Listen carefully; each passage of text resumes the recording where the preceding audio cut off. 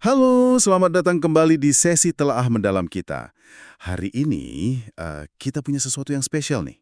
Sebuah gagasan awal tentang Republik Indonesia yang mungkin belum banyak Anda tahu. Ditulis jauh sebelum nama-nama besar kayak Hatta atau Soekarno itu mempublikasikan visi mereka. Kita akan bongkar brosur Naarde Republik Indonesia atau ya, Menuju Republik Indonesia, karyanya Tan Malaka. Betul sekali. Dan ini istimewa loh karena ditulis Tan Malaka dari pengasingan. Di Kanton tahun 1924. Pakai bahasa Belanda pula. Wah, bahasa Belanda ya? Iya, bisa dibilang ini salah satu cetak biru paling awal Republik kita. Bahkan dulu harus diselundupkan masuk ke Hindia Belanda. Dan ini jadi inspirasi juga buat tokoh pergerakan lain. Luar biasa ya. Sebuah ide radikal yang lahir justru dari keterasingan. Betul, dari kondisi sulit. Oke. Mari kita bedah ini yuk.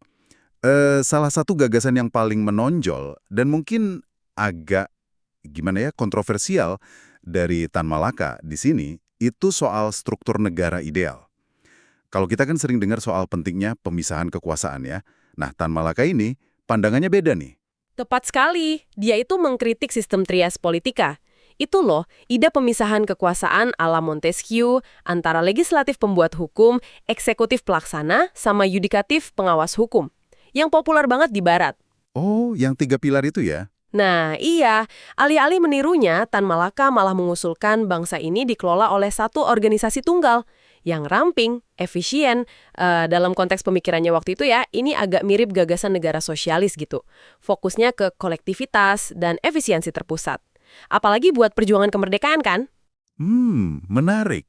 Satu organisasi tunggal. Kedengarannya sih efisien banget ya. Tapi bukannya resiko penyalahgunaan kekuasaan jadi gede tuh kalau nggak dipisah. Kenapa Tan Malaka lebih milih model itu ya? Argumen utamanya apa sih? Nah, disinilah kritiknya yang paling tajam muncul. Terutama ke badan legislatif atau parlemen. Tan Malaka, ini kalau kita lihat sumbernya ya, menganggap parlemen itu tak lebih dari sekedar, ini kutipannya agak pedes nih, warung kopi orang-orang kuat. Wow, warung kopi orang-orang kuat. Iya, dia melihat mereka itu cenderung cuma bikin aturan sama mengkritik aja, sementara yang kerja keras itu badan eksekutif. Gambaran yang cukup provokatif ya. Jadi menurut dia karena kerja legislatif ini dianggap kurang konkret gitu, terus akibatnya apa? Ya, menurut Tan Malaka, karena dirasa kurang kerjaan real itulah mereka jadi rentan buat kong kali kong. Main belakang gitu ya. Jadi, dia mempertanyakan banget efektivitas pemisahan kekuasaan yang kaku, terutama buat negara baru yang butuh gerak cepat. Perspektif yang kritis banget ya. Mempertanyakan model yang ya diadopsi banyak negara gitu.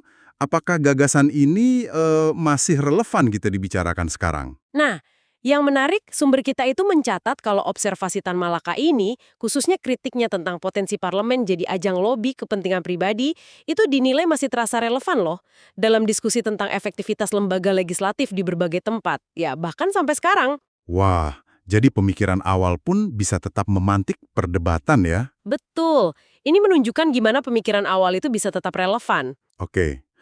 Selain gagasan besarnya itu, ada sisi personalnya juga nggak sih di balik penulisan brosur ini? Ya, nggak paham bahasa Belanda, terus juga keterbatasan alat cetak waktu itu. Oh gitu ya. Dia juga jujur, setelah 3 tahun merantau, kemampuan bahasa Belandanya itu agak menurun katanya.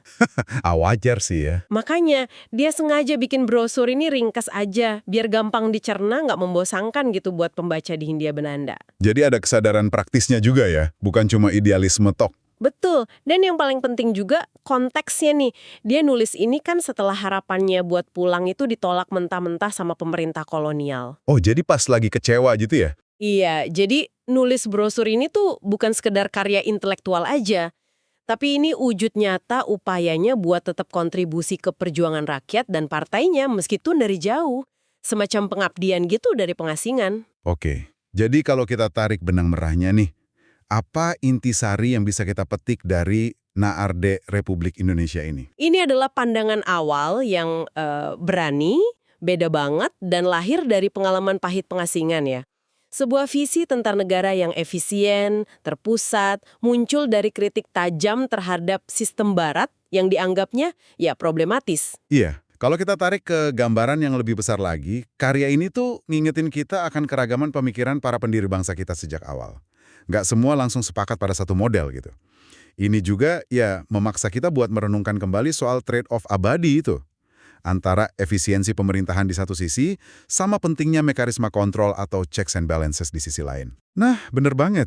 Sebagai penutup nih, ini ada sesuatu untuk Anda renungkan. Mengingat kritik Tan Malaka dari tahun 1924 tentang peran dan potensi masalah badan legislatif sebagai, kutipannya tadi, warung kopi orang kuat. Nah, bagaimana pandangan itu membuat Anda melihat peran dan dinamika lembaga-lembaga pemerintahan di sekitar kita saat ini? Jadi penderitaan rakyat yang makin parah ini dilihat kayak semacam potensi ledakan aksi massa gitu ya? Betul, potensi besar, baik yang sifatnya ekonomi maupun ya politik. Ada referensi menarik nih ke Revolusi Prancis, soal jangan buyar kecuali dengan ujung bayonet.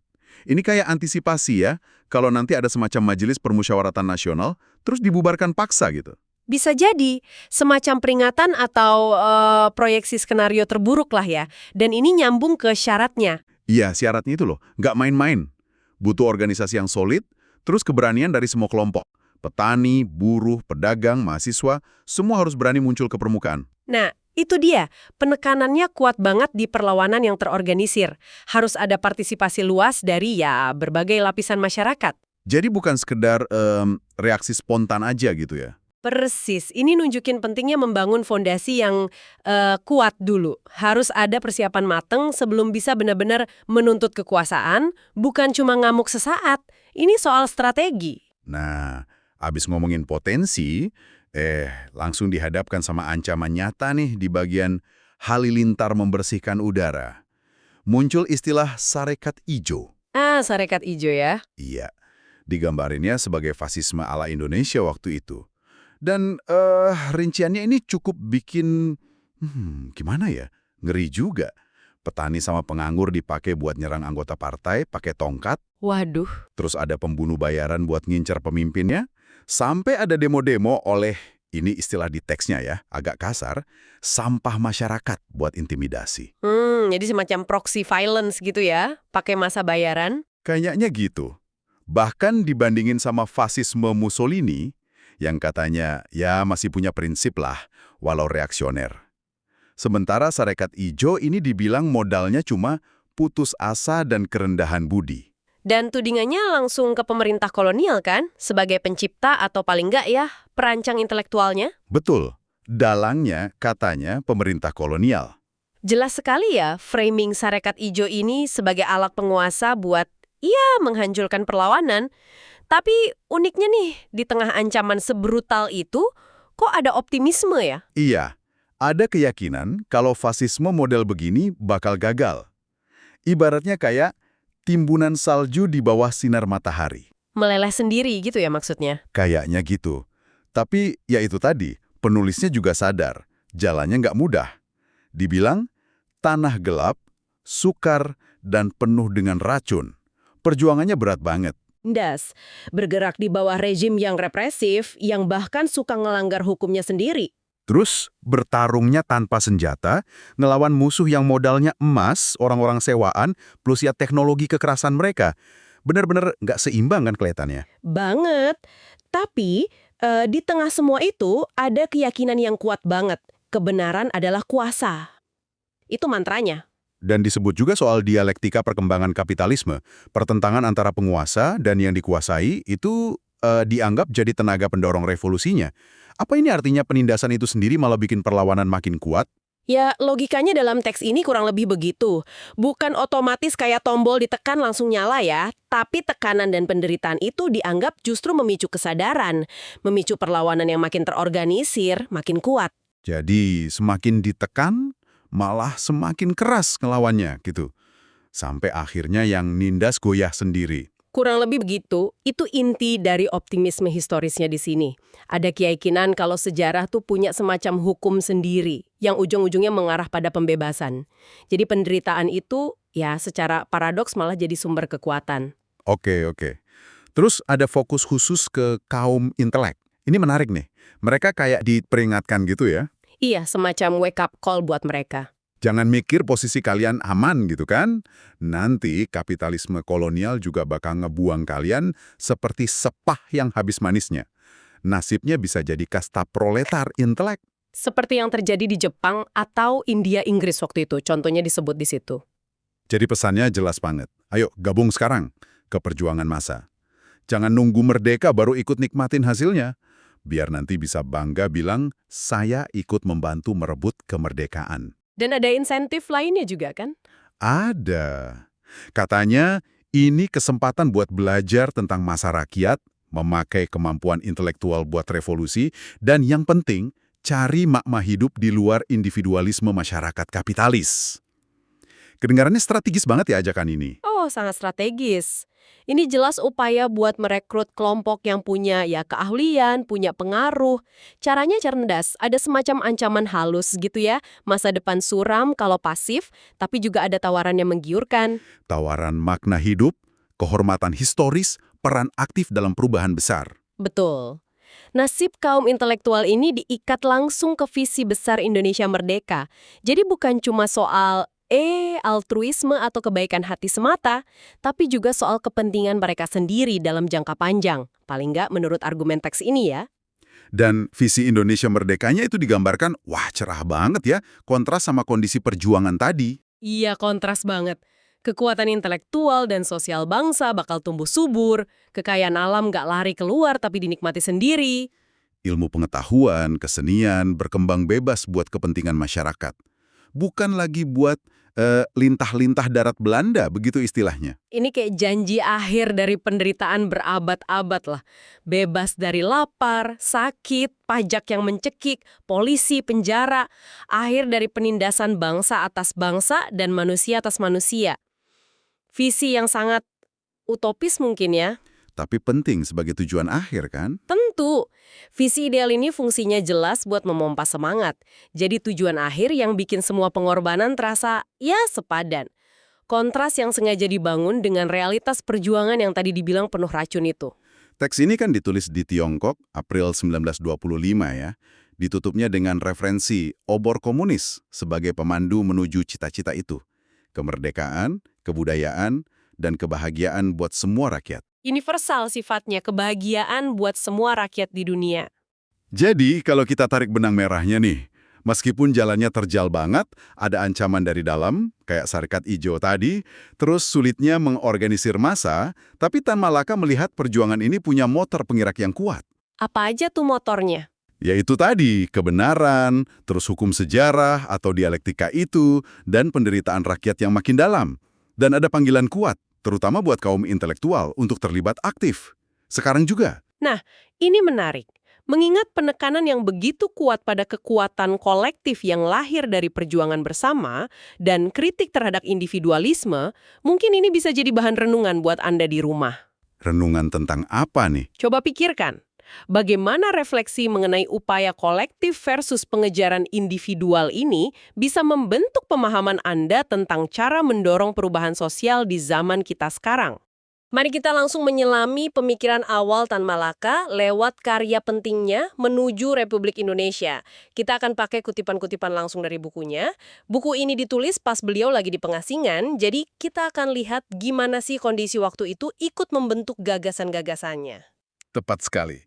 Fokus kita memang memahami ya, bagaimana ya kondisi pribadi beliau, keterasingan itu ditambah analisisnya soal dunia pasca Perang Dunia Pertama.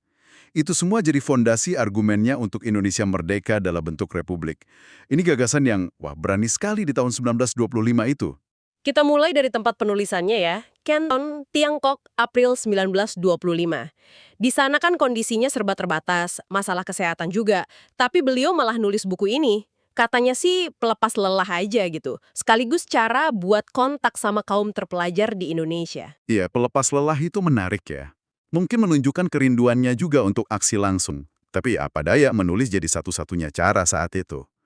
Dan ada ironi juga kan, dia berterima kasih ke kawan-kawan Tionghoa yang bantu, tapi juga ke Gubernur Jenderal Dirk Fock, yang justru mengasingkan dia. pengasingan itu malah memicu lahirnya buku ini. Betul, ini menunjukkan dorongan kuaknya untuk tetap kontribusi ya, walau terisolasi. Dan targetnya kaum terpelajar. Itu strategis banget. Mereka dianggap bisa jadi agen penyebar gagasan Republik ini. Terus semangatnya lanjut nih pas persiapan cetakan kedua di Tokyo Desember 1925. Awalnya sempat khawatir cetakan pertama sederhana banget tampilannya. Ternyata malah laku keras, permintaannya tinggi. Nah, itu buktikan kalau gagasannya memang kena gitu. Resonansinya kuat di kalangan generasi muda yang kesadaran politiknya mulai tumbuh. Proses cetak kedua ini juga ndak gampang kan? Diam-diam di Jepang di bawah pengawasan polisi. Betul, penuh tantangan. Ini menunjukkan tekadnya buat menyebar ide ini walau susah cetak dan koreksi. Dia lihat ini sebagai bukti juga kalau upaya menindas cita-cita itu ya bakal sia-sia. Di cetakan kedua ini ada tambahan penting ya. Iya, dia menambahkan bab soal permusyawaratan nasional. Semacam ide awal untuk forum persatuan gitu. Dia juga, membandingkan kondisi pergerakan. Dia lihat mahasiswa Tiongkok itu aktif sekali. Jutaan ikut mogok demonstrasi. Kontras dengan di Indonesia saat itu. Sebuah kritik sebenarnya. Pengamatan yang tajam dari luar ya. Dan dia juga merasakan ada peningkatan kesadaran revolusioner di Indonesia. Dia pakai istilah puitis, padi tumbuh tak berisik. Ada sesuatu yang bergolak di bawah permukaan. Oke, sekarang kita masuk ke analisisnya soal situasi dunia pasca Perang Dunia Pertama. Ini ada di bab 1 bukunya. Dia bagi dunia jadi 2 blok ya, yang kalah perang, kayak Jerman, Austria, terus yang menang, Prancis, Amerika, Inggris. Iya, fokusnya banyak ke Jerman. Jerman kan kalah, terus terbebani pampasan perang yang, jumlahnya besar sekali, ratusan juta mark emas. Akibatnya, Jerman kehilangan kedaulatan ekonomi, politik, militer, terutama di bawah rencana Dawes itu. Rencana Dawes ini semacam skema pembayaran utang perang Jerman ya? Betul, tapi analisis Tan Malakam lebih dalam, dia lihat ini bukan cuma soal utang, tapi strategi sekutu, khususnya Amerika, untuk mengontrol Jerman. Bahkan mungkin mematikan potensi industri Jerman biar nggak jadi pesaing lagi. Nah, hancurnya Jerman ini membuka jalan buat modal negara kaya, terutama Amerika. Oh, jadi dampaknya nggak cuma ke Eropa? Menurut dia, modal Amerika ini bisa merembes juga ke negeri jajahan, kayak Indonesia atau yang dia sebut setengah jajahan, Tiongkok, Persia gitu. Jerman jadi kayak setengah jajahan juga kan, katanya. Istilah yang kuat ya, setengah jajahan untuk negara Eropa. Iya, dan ini memicu pertanyaan di kalangan revolusioner waktu itu. Apa ini artinya dunia masuk ke periode damai kapitalisme yang disebut pasifistis periode? Apa keruntuhannya tertunda? Gimana pandangan Tan Malaka sendiri soal ini? Dia mengakui ada ratusan kemungkinan. Situasinya nggak pasti. Tapi penilaian dia, posisi gerakan revolusioner secara global itu lagi defensif. Nggak seagresif tahun 1918 sampai 1920, pasca revolusi Rusia. Dia kasih contoh kegagalan di Jerman tahun 23, munculnya fasisme di Italia, mundurnya gerakan buruh Inggris, terus tantangan buat gerakan Gandhi di India. Jadi dia cukup realistis melihat kondisi global saat itu ya? Sangat. Walaupun cita-citanya tinggi, dia lihat tantangan nyata di lapangan. Ini jadi konteks penting waktu dia mikirin strategi untuk Indonesia. Oke, jadi dari tulisan awalnya ini, kita bisa lihat ya, meski dalam keterbatasan pengasingan, analisis Tan Malaka itu tajam sekali. Dia bisa memetakan pergeseran kekuatan global pasca perang, beban negara kalah kayak Jerman, dan potensi pengaruh ekonomi baru dari Amerika. Betul! Sekaligus dia juga merefleksikan kondisi pergerakan di dalam negeri, peran penting kaum terpelajar, dan dinamika kesadaran politik yang mulai tumbuh itu. Sangat menarik melihat pemikiran awalnya, yang begitu komprehensif. Nah, sebagai penutup nih, ada satu hal yang mungkin bisa Anda renungkan. Tan Malaka di tahun 1925 itu sudah jeli melihat bagaimana instrumen ekonomi seperti utang dan perjanjian internasional macam rencana Dawes dipakai negara kuat untuk mengontrol negara lain. Jerman ya sebut setengah jajahan. Mengingat analisisnya soal aliran modal dan pengaruh asing saat itu, coba Anda pikirkan, gimana Anda melihat pola-pola serupa atau mungkin yang berbeda dalam hubungan ekonomi dan kedaulatan politik antar negara di dunia sekarang? Terutama bagi negara-negara yang punya sejarah kolonialisme. Masih relevankah analisis semacam itu hari ini? Oke, kita lanjutkan ya penelusuran kita ke dalam pemikiran Tan Malaka.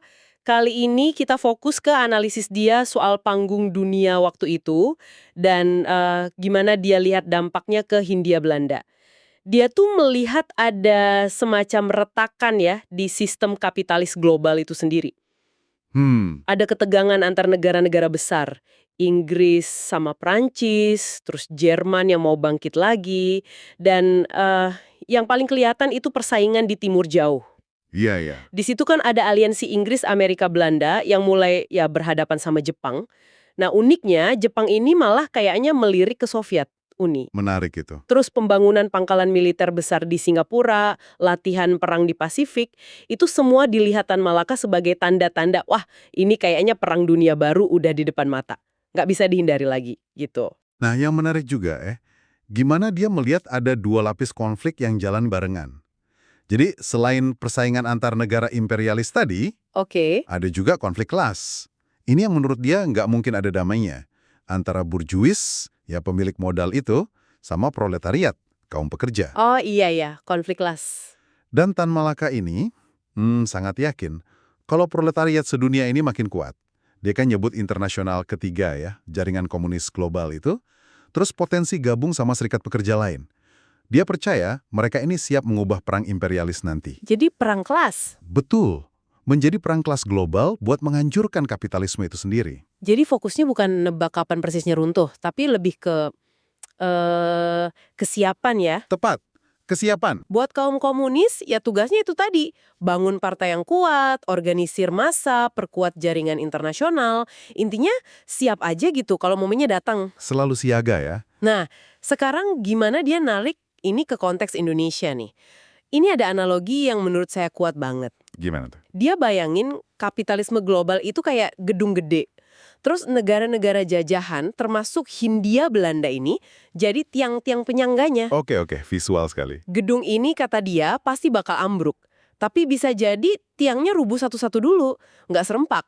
Dia kasih contoh revolusi Rusia 1917. Ah ya. Itu kan hampir bikin rubuh semua, tapi diselamatkan sama kaum sosial demokrat di Eropa yang malah ikut nopang sistem kapitalis. Nah ini dia, nyambungnya. Ini jadi argumen kenapa komunis di Indonesia menurut dia nggak bisa cuma nunggu instruksi dari luar atau nunggu keruntuhan global. Harus mandiri gitu. Iya. Kalau kondisi di Hindia Belanda ini memungkinkan kapitalisme kolonial Belanda runtuh duluan, ya mereka harus siap bangun tatanan baru sendiri. Dia melihat ada semacam kerapuhan khusus gitu di imperialisme Belanda di sini. Oh, beda dengan tempat lain. Beda. Kayak di Mesir atau India kan mulai muncul tuh burjuasi nasional yang bisa jadi penyangga atau malah jadi lawan tanding Inggris. Di Eropa ada sosial demokrat. Nah, di Hindia Belanda dia merasa nggak ada kekuatan lokal semacam itu. Jadi nggak ada yang bisa nyelamatin Belanda kalau udah goyang ya? Kurang lebih begitu pandangannya. Nggak ada bantalan sosial atau politik yang cukup kuat. Wah, di sini nih analisisnya makin nusuk ya. Dia melihat pertentangan rakyat sama penjajah itu makin tajam. Penderitaan yang lama itu ya ujung-ujungnya bikin semangat merdeka makin membara. Politik etis yang dulu katanya manis. Yang katanya mau menyejahterakan itu ya. Iya, itu udah basi lah katanya. Udah diganti sama represi kasar. Dia pakai istilah suasana tongkat karet dan gemerincing pedang. Kelihatan di Priangan, di Madiun waktu itu. Gambaran yang suram ya. Tapi menariknya dia tetap optimis. Katanya rakyat udah nggak bisa ditakut-takutin pakai cara lama.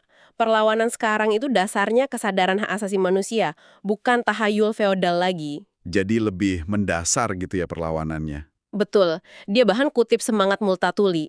Jika setiap orang Jawa meludah ke tanah, maka mati tenggelamlah orang-orang Belanda. Itu kan nunjukin keyakinan dia sama kekuatan rakyat kalau bersatu. Ini kan berarti muncul pertanyaan ya, apa Belanda nggak lihat bahaya ini? Nggak coba meredam gitu? Nah, itu dia. Tan Malaka kayaknya skeptis soal itu. Mungkin aja ada usaha-usaha kecil ya, kasih konsesi ekonomi dikit atau ruang politik sempit buat kelompok tertentu. Tapi nggak fundamental gitu. Iya, dia ragu para penguasa kolonial itu bisa keluar dari lingkungan sempit birokrasinya. Susahlah buat mereka memperbaiki kesalahan eksploitasi yang udah berabad-abad. Apalagi beda sama India yang punya industri nasional awal, di Hindia Belanda kan nggak ada jembatan kompromi semacam itu. Ruangnya sempit banget. Oke. Jadi apa nih intinya yang bisa kita ambil untuk Anda renungkan juga? Analisis Tan Malaka ini nunjukin gimana dia melihat perjuangan di Indonesia itu nggak lepas dari gejolak global. Ada persaingan imperialis, ada pertentangan kelas. Betul, konteks globalnya penting. Tapi dia juga nekenin banget faktor internalnya, kerapuhan si kolonialisme Belanda di sini, dan yang paling penting yaitu tadi bangkitnya kesadaran rakyat Indonesia buat merebut hak-haknya.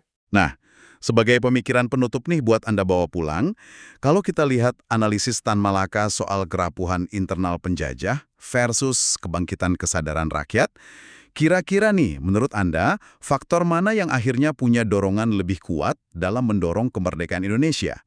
Apakah lebih karena dinamika global di luar sana, atau justru kondisi dan perjuangan yang tumbuh dari dalam negeri sendiri? Oke, kita langsung aja ya melanjutkan pembahasan soal pemikiran Tan Malaka dari sumber yang Anda bawa. Fokus utamanya ini kan bukan sekedar krisis politik biasa di bawah Belanda, tapi lebih dalam. Krisis ekonomi yang ya fundamental. Sumber ini nunjukin gimana industri kecil kita itu dihancurkan. Bikin jarak yang jauh banget antara modal asing sama potensi ekonomi kita sendiri. Pemisahan antara kepentingan imperialis sama nasional ini tajam sekali ya. Iya, betul. Teks ini memang menekankan dari sudut pandang kolonial waktu itu ya, kompromi ekonomi sama pihak nasionalis itu dianggap ya nggak mungkin lah. Makanya konsesi politik yang ditawarkan, kayak nambah perwakilan di Volksraad, itu Dewan Rakyat bentukan mereka, itu ya analisisnya bilang cuma kayak setetes air di atas besi membara, nggak ngaruh apa-apa gitu. Nah ini kan yang jadi latar belakang kenapa solusi dari dalam itu jadi fokus utama. Oke. Coba kita bedah lagi nih.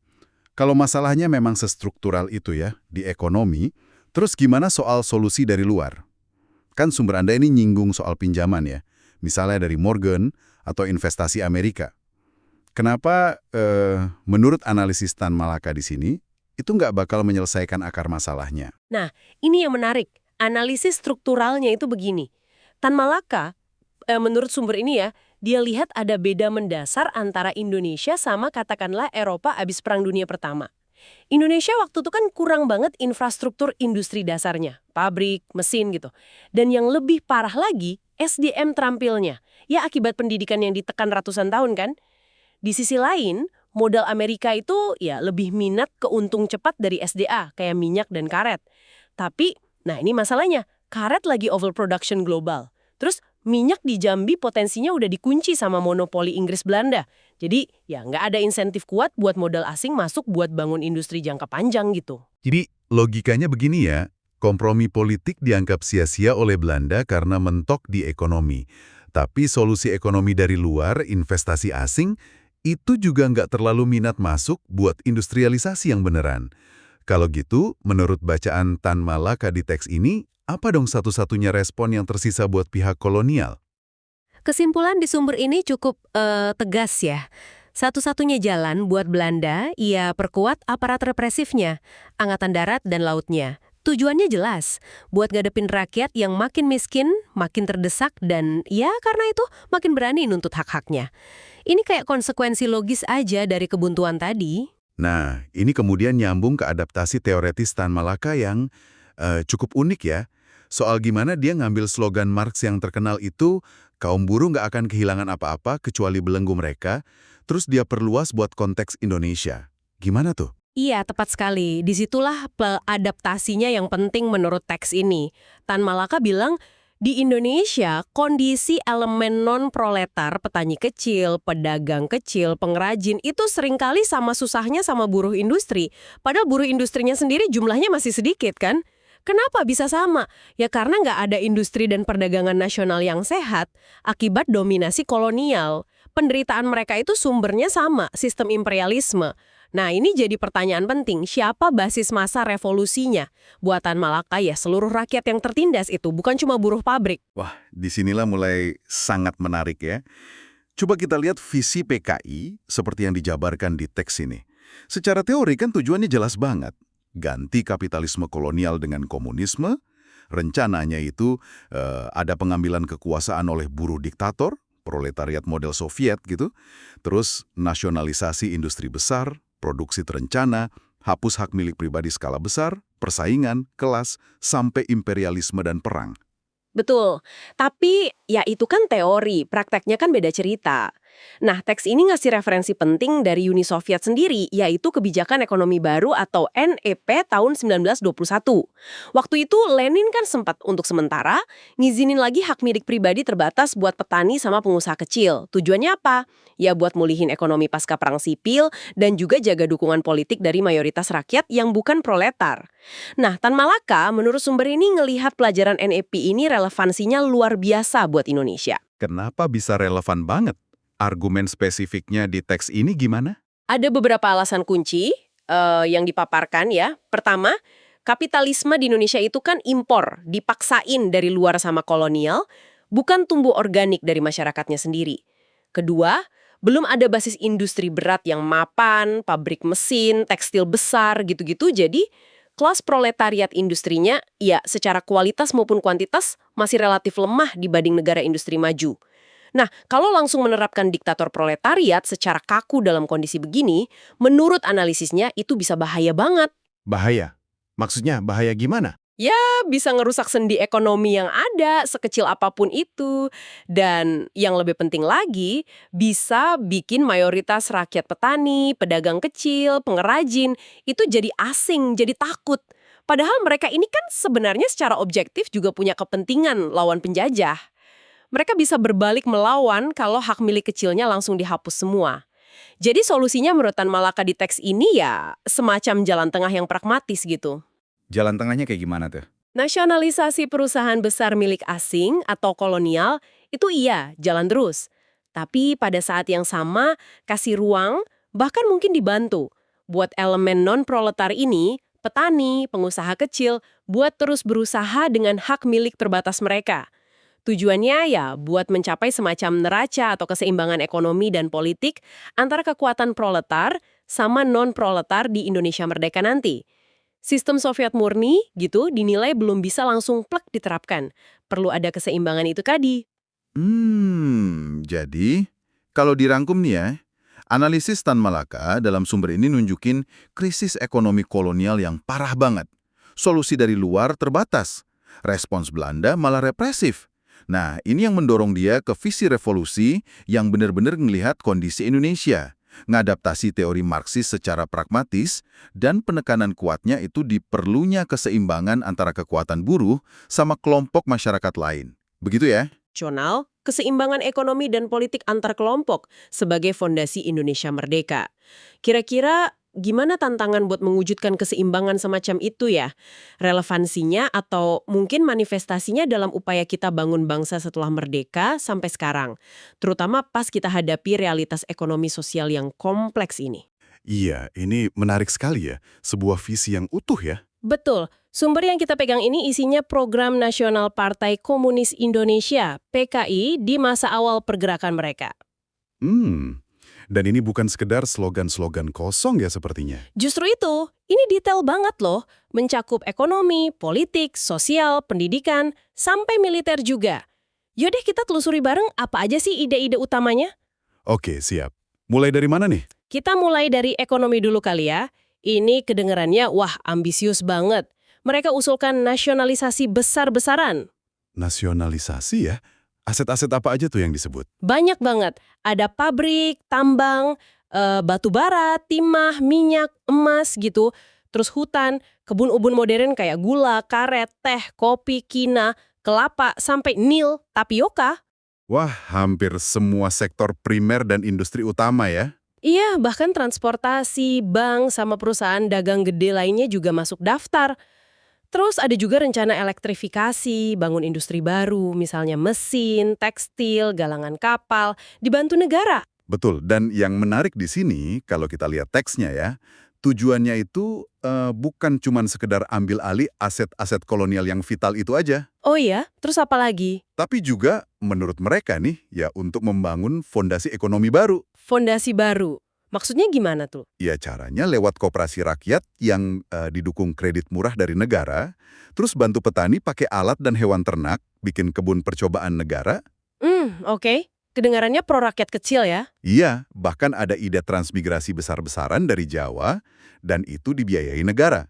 Plus, bagi-bagi tanah nganggur dan tanah partikuler. Ah, tanah partikuler.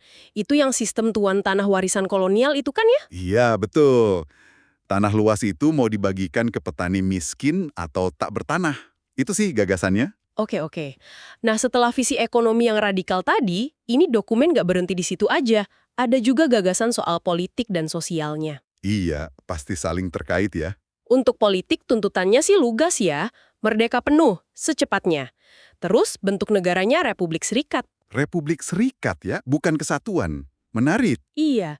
Terus, adakan musyawarah nasional perwakilan rakyat dan agama, dan hak politik penuh buat semua, laki-laki dan perempuan. Nah, poin soal hak politik setara untuk perempuan ini cukup progresif loh untuk ukuran dokumen dari masa itu. Bener juga ya. Lalu di bidang sosialnya gimana? Kalau di sosial fokusnya jelas banget ke perbaikan nasib pekerja atau buruh. Iya betul, tuntutannya rinci banget.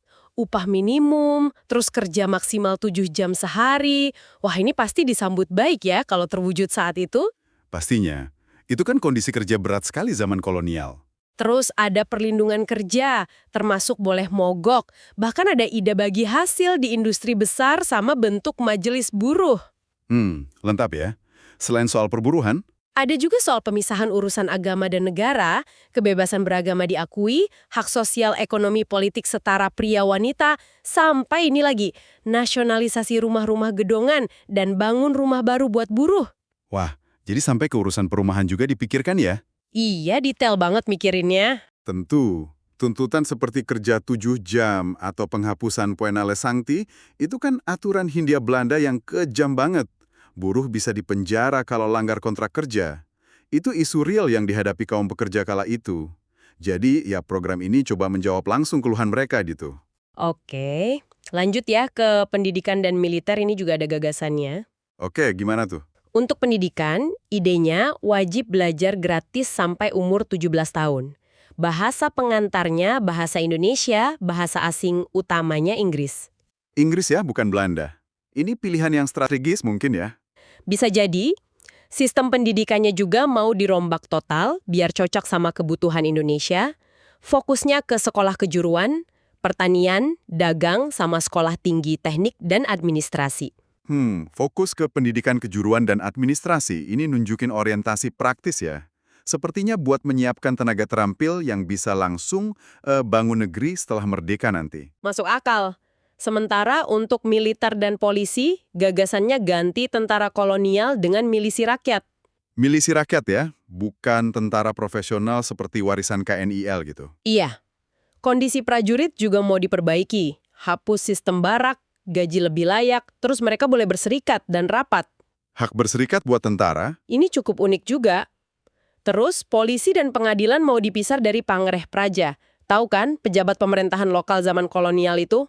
Ah iya, Pangreh Praja. Pemisahan ini penting ya. Kenapa tuh? Ya, tujuannya kemungkinan besar sih untuk memutus rantai kekuasaan kolonial di tingkat lokal. Dan mungkin juga biar aparat hukumnya lebih independen, setidaknya dalam konsepnya ya. Terdakwa juga disebut harus dapat hak pembelaan penuh. Oke, nah terus ada juga rencana aksi konkretnya. Jadi bukan cuma gagasan besar aja. Oh iya, apa aja tuh tuntutan langsungnya? Ya kayak tadi, 7 jam kerja, upah minimum, hak serikat, dan mogok. Terus hapus poenale sancti dan aturan-aturan lain yang dianggap menindas soal bergerak, rapat, pers, dan mengajar. Itu semua UU atau aturan kolonial yang memang sangat membatasi pergerakan ya. Iya, mereka juga minta hak demo besar-besaran, bebaskan tahanan politik, dan bubarkan Volksraad itu loh, Dewan Rakyat bikinan Belanda, diganti Majelis Nasional. Wah, tuntutannya keras dan langsung ke jantung sistem kolonial ya. Nah, teks ini sendiri mengklaim kalau program mereka ini yang paling rinci dibanding partai lain waktu itu. Oh gitu, dibanding siapa misalnya? Ya, disebut misalnya Budi Utomo, NIP, atau Sarekat Islam. Menurut sumber ini ya, partai-partai itu dianggap cuma fokus ke slogan merdeka aja, tanpa analisis sosial ekonomi dan rencana yang jelas. Jadi mereka merasa lebih punya dasar gitu ya? Begitulah klaim dalam teks ini. Pandangannya menekankan, program detil itu krusial biar perjuangan punya arah, nggak sekedar dimanfaatkan kepentingan lain, misalnya kapitalisme domestik atau asing. Menarik cara pandangnya. Terus gimana kalau dikaitkan ke gambaran lebih besar? Kalau kita lihat, program ini tampaknya dirancang fleksibel juga ya. Menurut teksnya, ini bisa jadi dasar masyarakat komunis kalau misalnya kapitalisme global runtuh. Oke, itu satu kemungkinan. Atau kalau kondisi global nggak begitu, ya jadi alat pemersatu energi rakyat buat merebut kemerdekaan nasional dulu. Nah, setelah merdeka, tujuannya itu kemerdekaan sejati. Kemerdekaan sejati itu maksudnya? Ya, di mana pekerja pegang kendali industri, keuntungan dipakai buat bangun negara, dan ada kerjasama dengan kelompok non-proletar seperti petani, pedagang kecil. Mereka ini kan dianggap sama-sama diuntungkan dengan hilangnya imperialisme dan nanti dibantu negara. Sampai akhirnya harapannya mereka sukarela gabung ke ekonomi kolektif yang lebih besar. Jadi jelas sekali ya dari pembahasan sumber ini, program PKI awal ini menawarkan sebuah visi yang luar biasa lengkap dan terencana. Mencoba menyentuh hampir semua sendi kehidupan bernegara dan bermasyarakat untuk Indonesia merdeka yang mereka bayangkan. Betul, sangat komprehensif. Dan ini mungkin memunculkan satu pertanyaan menarik untuk Anda renungkan. Mengingat teks ini begitu menekankan pentingnya program sosioekonomi yang detail sebagai tulang punggung pergerakan. Iya.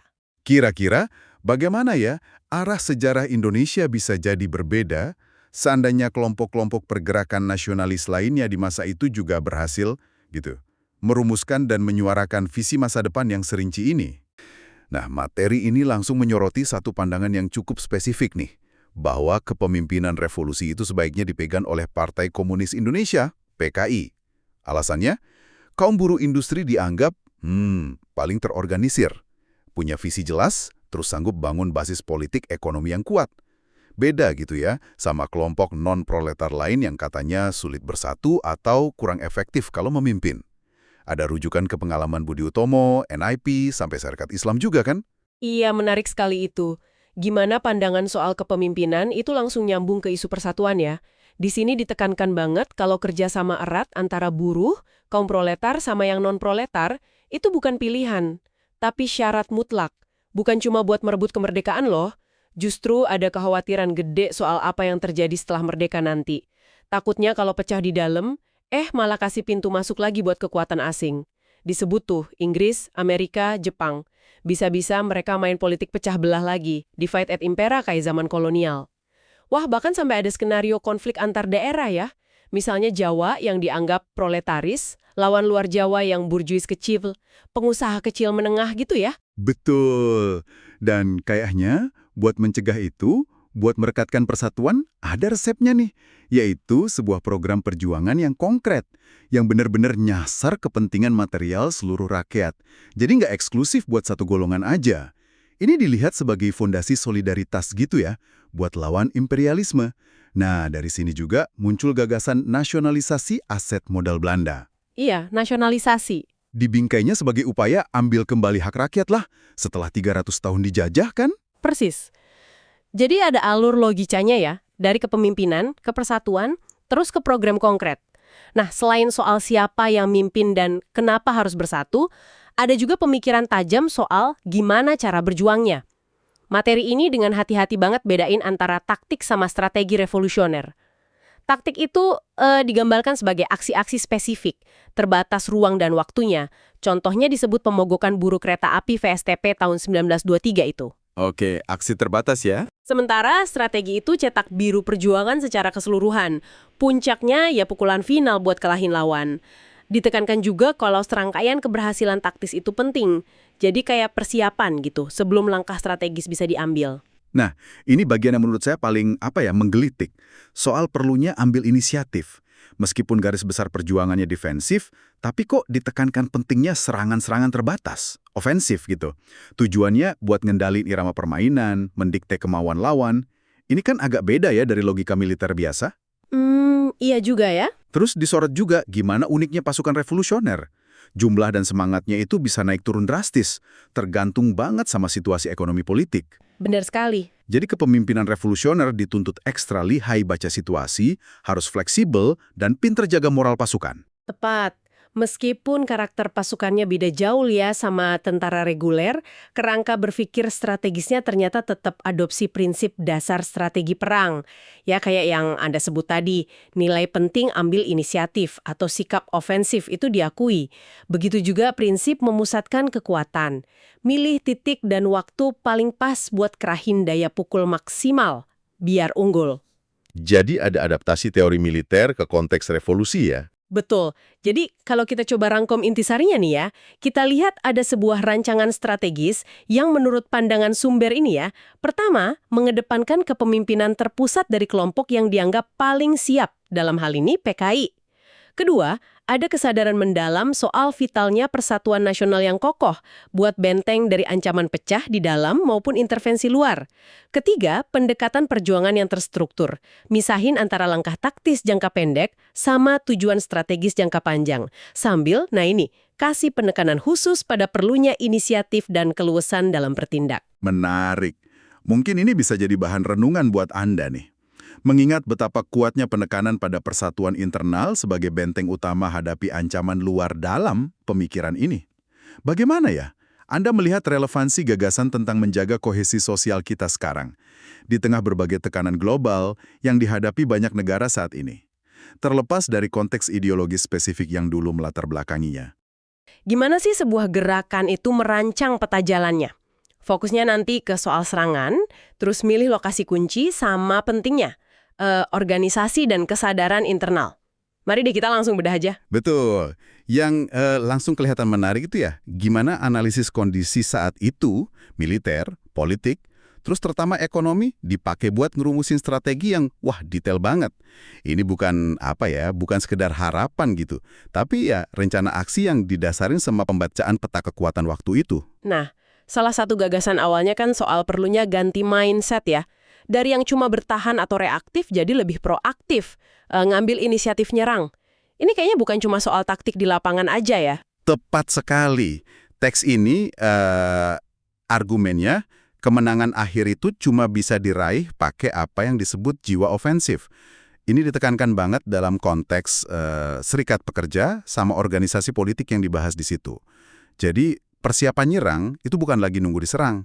Tapi ya jadi inti strateginya juga buat capai tujuan akhir. Pergeseran cara mikir yang fundamental. Oke. Jadi setelah punya semangat nyerang nih, langkah berikutnya soal fokus kan? Ada ide kunci soal memusatkan kekuatan. Nah, gimana ini diterapin dalam analisis teks ini ke kondisi waktu itu? Harus cepat. Mendadak, terus kerahin kekuatan penuh. Nah, analisis di teks ini ngelihatnya kekuatan imperialis Belanda waktu itu malah nyebar gitu loh. Militernya mungkin iya di Priangan, pusat politiknya di Batavia. Tapi ada penilaian kalau pusat ekonomi mereka yang dianggap paling penting sekaligus rentan, itu malah di tempat lain. Nah, ini nih yang bawa kita ke bagian yang spesifik banget dan mungkin agak bikin kaget ya. Kenapa kok malah Lembah Bengawan Solo, area Yogyakarta, Solo, Madiun, Kediri, sampai Surabaya yang dipilih jadi target utama strategis? Bukan pusat politik atau militernya gitu. Nah ini dia, inti analisis strategisnya. Menurut teks ini ya, di sanalah pusat sebenarnya kekuatan ekonomi kolonial itu ada. Industri, perusahaan gede, jalur kereta api penting, transportasi vital, terus bank-bank utama.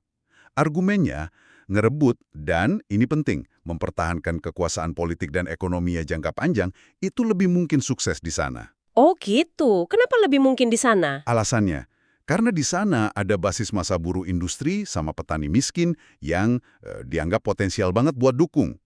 Ditambah lagi, bisa ngontrol infrastruktur ekonomi yang krusial. Ini beda banget sama Batavia atau Priangan yang, ya menurut analisis ini, kurang punya syarat ekonomi dan sosial buat nahan kemenangan.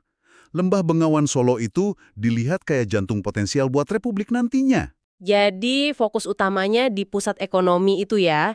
Tapi gimana dong daerah lain kayak Priangan atau yang lebih jauh lagi Aceh atau Ternate gitu? Apa ya dilupain aja? Oh enggak sama sekali. Tempat-tempat itu punya peran taktis yang penting juga buat apa yang disebut ofensif penyesatan. Jadi, serangan atau aksi perlawanan di sana, menurut teks ini, bisa maksa musuh buat mecah konsentrasi kekuatannya yang di Jawa itu. Oke. Jadi biar kekuatannya buyar gitu ya. Iya, betul. Mereka kan jadi harus kirim pasukan ke daerah jauh. Nah, itu kan nambah biaya operasi militer kan? Nah, biaya ini ujung-ujungnya bisa micu naiknya pajak atau beban lain ke rakyat kan? Nah, harapannya itu bisa ningkatin ketidakpuasan. Jadi memperkuat semangat perlawanan secara umum. Jadi kemenangan-kemenangan kecil secara taktis di daerah lain ini dilihat sebagai cara buat dukung jalan menuju kemenangan strategis utama di Bengawan Solo. Strategi yang cukup kompleks ya. Tapi kan itu semua nggak bakal jalan tanpa orang-orangnya. Teks ini juga nekenin banget soal aspek manusianya. Kesadaran, hasrat, sama disiplin. Bisa kita bedah dikit soal ini? Penting banget ini. Kesadaran revolusioner, yang dalam teks ini basisnya dari analisis Marx soal konflik kelas dan kondisi ekonomi gitu ya, materialisme dialektika, itu perlu dipahami secara beda-beda. Ada kesadarannya buruh industri, yang tujuannya menurut teks ini ya, mau ngapus kepemilikan pribadi alat produksi. Terus? Terus ada juga kesadaran kelompok non-proletar, kayak petani, pedagang kecil. Mereka mungkin ya nentang imperialisme, tapi belum tentu nentang sistem kepemilikan itu sendiri. Nah, teks ini nyaranin perlu taktik yang fleksibel buat nyatuin potensi perlawanan dua kelompok ini ngelawan musuh bersama waktu itu, yaitu imperialisme. Terus ada hasrat. Ini kedengarannya bukan sekedar semangat biasa ya. Hasrat di sini itu artinya lebih ke tekad baja, keyakinan yang nggak goyah buat terus berjuang. Bahkan pas ngadepin kemunduran, pukulan, atau terpaksa harus gerak di bawah tanah. Keyakinan ini didasarin sama analisis kondisi objektif ekonomi sosial yang diyakini pasti bakal bawa kemenangan akhir gitu. Dan yang terakhir nih, yang kedengarannya paling keras, disiplin baja. Maksudnya apa sih dalam konteks organisasi ini? Ini dianggap, wah mutlak perlu dalam teks ini.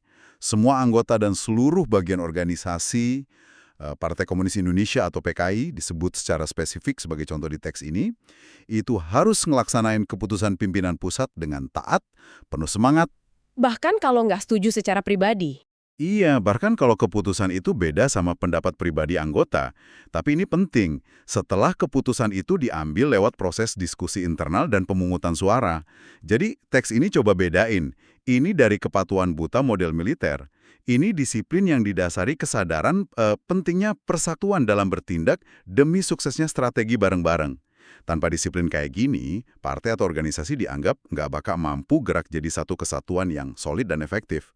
Jadi kalau kita coba rangkum nih ya, kita ngelihat semacam cetak biru strategi yang terstruktur banget, mulai dari identifikasi titik lemah lawan, yaitu ekonomi, terus musatin kekuatan di sana, gunain daerah lain buat taktik pengalih perhatian, dan yang krusial banget, bangun fondasi internal lewat nanemin kesadaran ideologis, dan disiplin organisasi yang ketat banget. Iya, betul. Dan ini mungkin bawa kita ke sebuah pertanyaan buat Anda renungkan. Sejauh mana sih prinsip-prinsip dasar kayak ya metain pusat kekuatan lawan, nentuin fokus aksi strategis, terus bangun kekompakan sama disiplin internal yang kuat, kayak yang digambarin di analisis historis ini, itu masih relevan atau mungkin bisa diadaptasi buat capai tujuan-tujuan besar dalam konteks zaman dan tantangan yang ya beda banget hari ini. Kita langsung aja ya masuk ke inti pembahasan kita kali ini.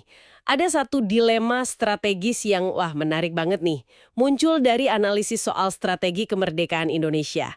Intinya tuh mending gerak cepat manfaatin momentum internal atau sabar dulu nunggu momen emas dari dinamika global. Tapi kan global ini nggak pasti ya. Yuk kita coba bedah ini. Iya, betul. Ini inti dari kalkulasi yang rumit banget sih memang. Gimana caranya nyiimbangin kesiapan di dalam negeri, yang kita tahu ya belum tentu sempurna kondisinya, dengan peluang atau malah ancaman dari ya kekuatan-kekuatan besar dunia waktu itu. Gak ada jawaban gampang memang.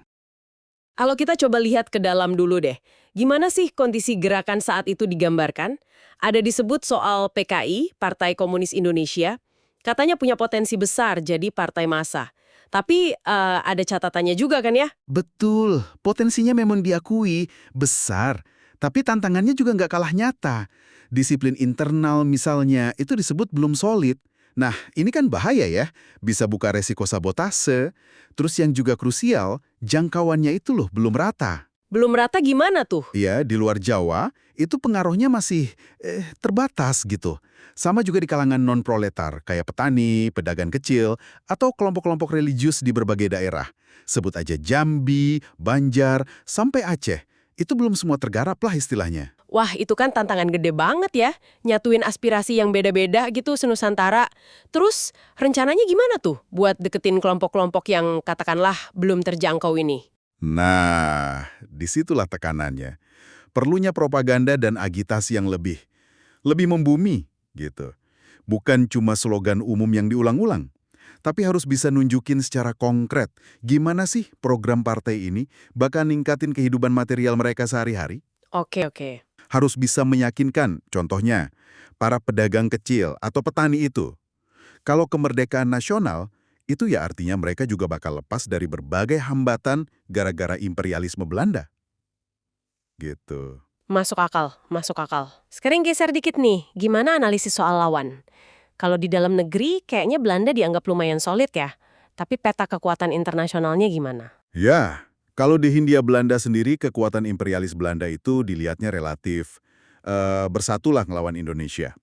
Tapi begitu kita lihat panggung dunia, nah situasinya lebih cair. Perpecahan antar kekuatan imperialis Eropa mungkin dampaknya nggak langsung banget terasa di sini ya. Tapi potensi konflik antar kekuatan imperialis yang lebih besar, nah ini dia. Terutama antara Amerika Serikat sama Jepang di Pasifik. Ini dianggap faktor kunci banget. Konflik ini dilihat sebagai, ya semacam peluang gitu, yang bisa jadi ngubah peta permainan. Nah, ini dia nih, nyambung langsung ke soal waktu tadi kan. Ada keraguan yang muncul soal strategi nunggu perang Pasifik pecah. Emang perang itu udah pasti nguntungin perjuangan di sini? Atau malah, jangan-jangan bikin sulit karena kekuatan militer global udah pada siaga penuh di sekitar kita? Benar, keraguan itu kuat. Analisisnya juga ngelihat ke dalam Jepang sendiri loh. Disebutin beberapa faktor yang mungkin bikin Jepang nggak akan buru-buru perang.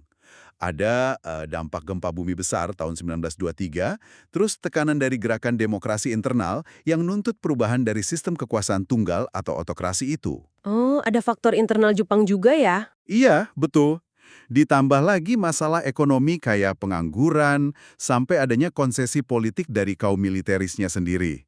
Intinya sih, Jepang waktu itu dinilai belum cukup solid lah buat langsung nantang Amerika sama Inggris. Wah, jadi argumennya malah jangan nunggu ya. Ini menarik banget nih, beda dari asumsi umum soal nunggu perang. Alasannya apa tuh?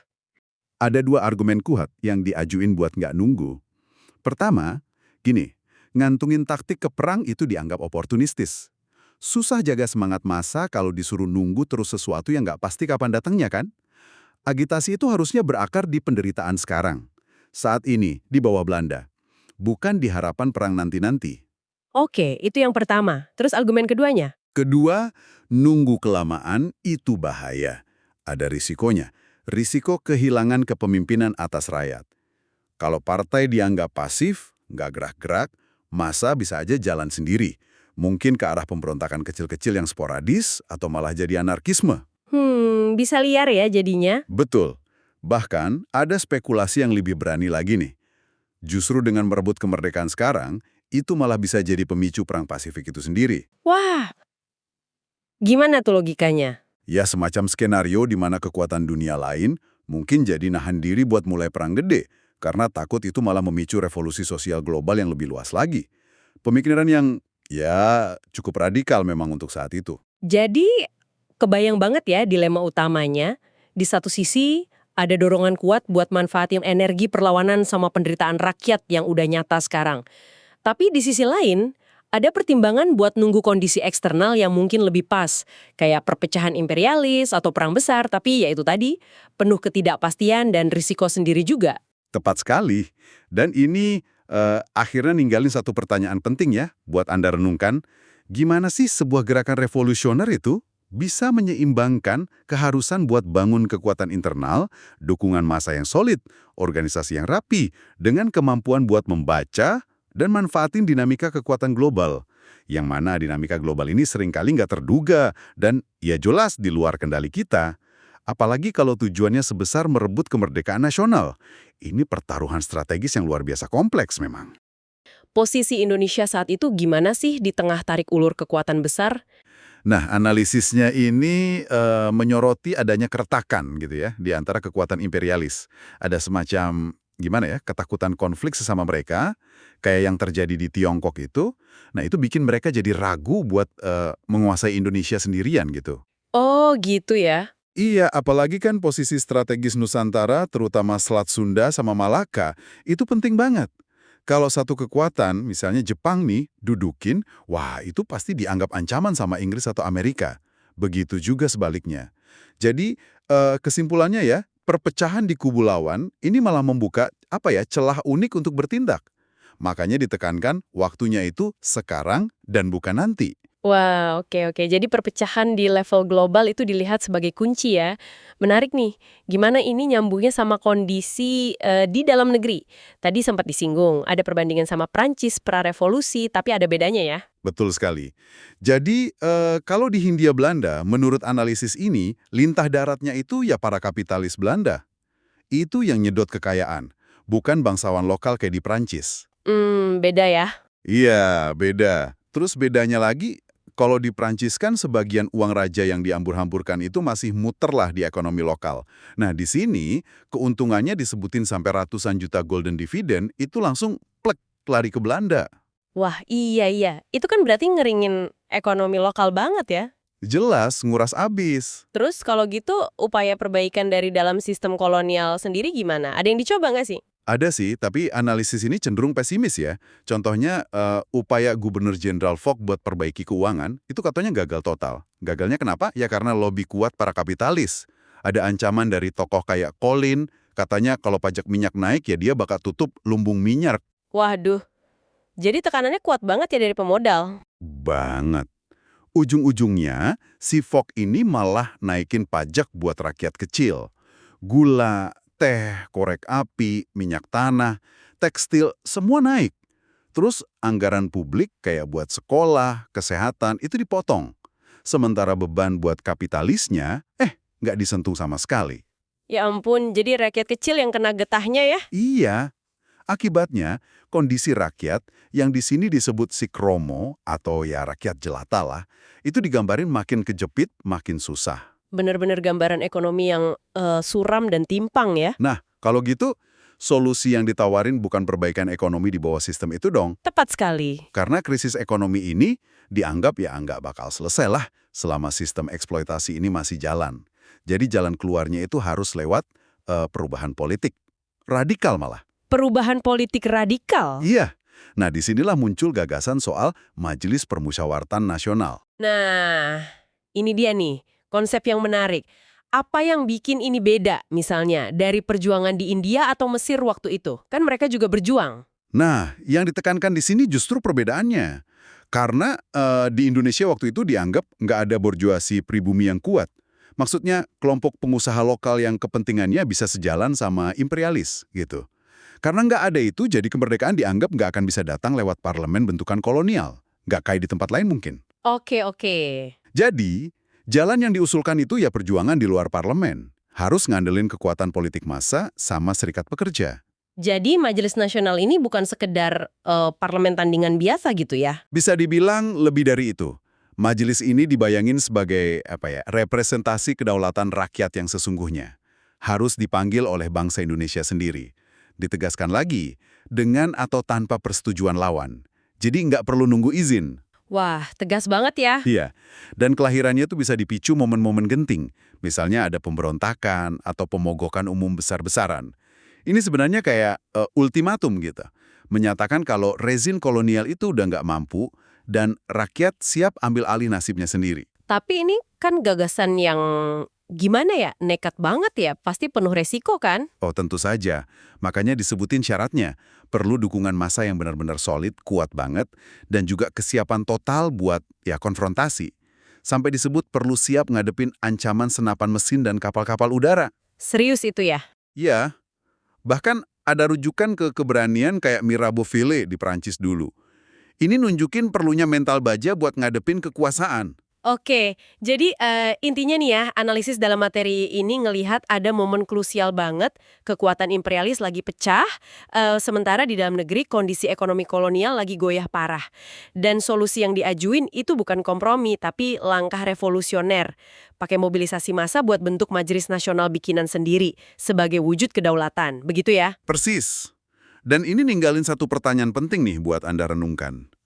Materi ini kan kuat banget ya, menekankan soal urgensi, soal kemandirian total dalam perjuangan. Nah, pertanyaannya, apa sih sebetulnya makna terdalam dari membangun kekuatan dari dalam? Memobilisasi rakyat untuk berhadapan langsung sama struktur kekuasaan yang udah mapan di masanya. Sesuatu untuk Anda pikirkan lebih lanjut. Betul sekali, terima kasih banyak sudah menyimak diskusi mendalam kita kali ini. Nah, kalau Anda tertarik ya untuk mendalami lebih jauh pemikiran dalam sumber ini, tautan ke e-booknya sudah kami siapkan kok di deskripsi. Sampai jumpa di pembahasan kita berikutnya.